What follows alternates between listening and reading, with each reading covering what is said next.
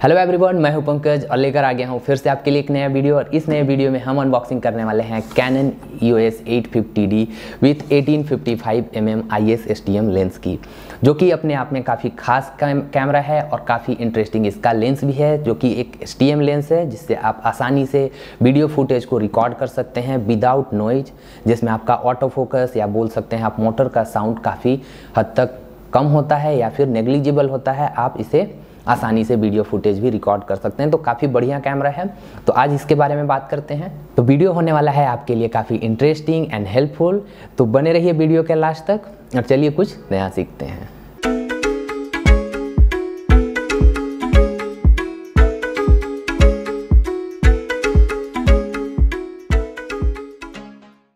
तो फाइनली हम ओपन करते हैं 850D कैमरे के बॉक्स को और देखते हैं इस बॉक्स में हमें क्या क्या चीज़ें मिल रही हैं।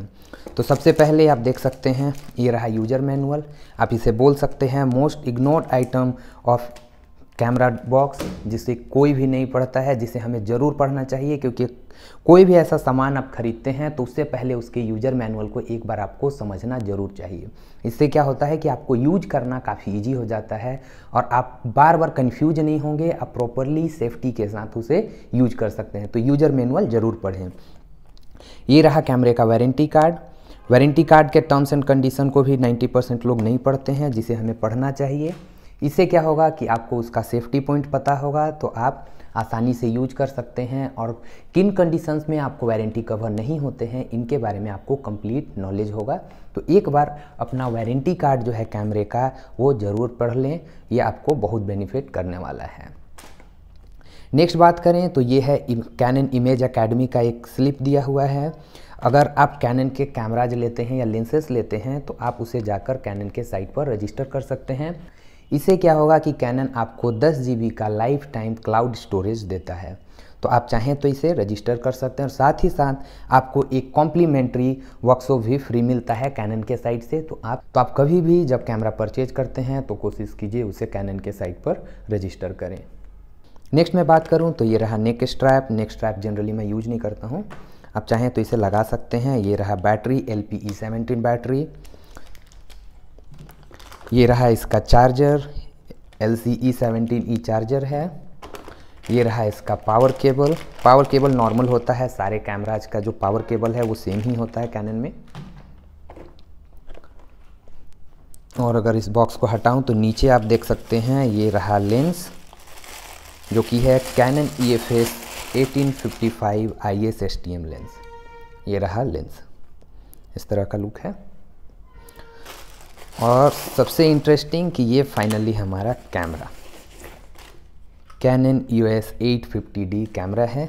इस तरह से कुछ ओवरऑल लुक है इसका। तो बाकी चीज़ों को साइड करते हैं और बात करते हैं जो चीज़ें इंपॉर्टेंट है पहले उसके बारे में समझते हैं। तो डेमोन्स्ट्रेशन पर्पज़ के लिए मैंने एक 8 GB का मेमोरी कार्ड भी रखा है अपने साथ। ये रहा इसका लेंस।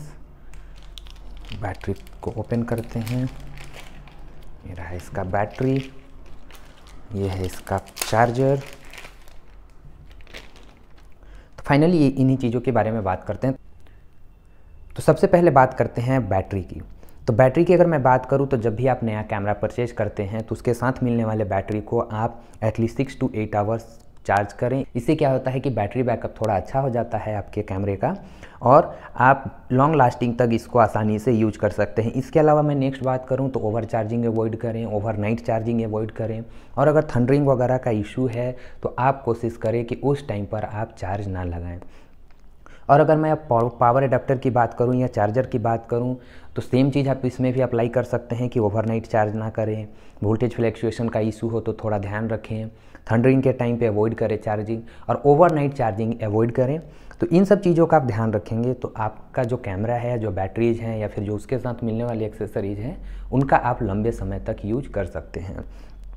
बैटरी में और एक चीज़ का आपको ध्यान रखना है कि अगर आप लंबे समय तक कैमरा यूज नहीं करते हैं, फिर भी आप रेगुलरली उसे 15 दिन में, महीने दिन में उसके बैटरी को एटलीस्ट चार्ज करते रहें।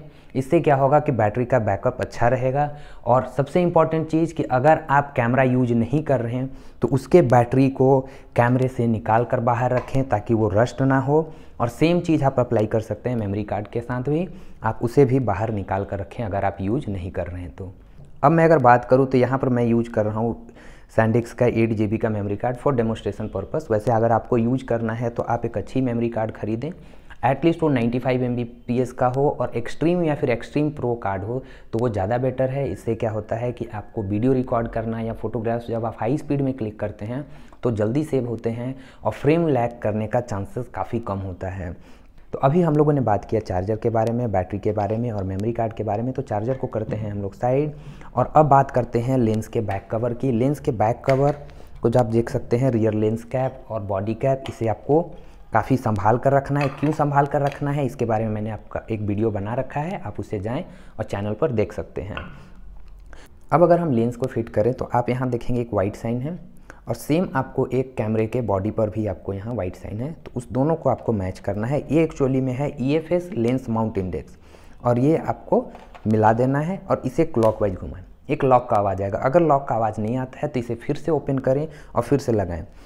ओपन करने के लिए आपको लेंस रिलीज बटन को इसको प्रेस करना है इस तरह से और एंटी क्लॉकवाइज आप बाहर निकालेंगे। जब फिट करना है तो इस बटन को प्रेस नहीं करना है, सिंपली वाइट साइन से वाइट साइन को मैच करें और क्लॉकवाइज घुमाकर लगा दें।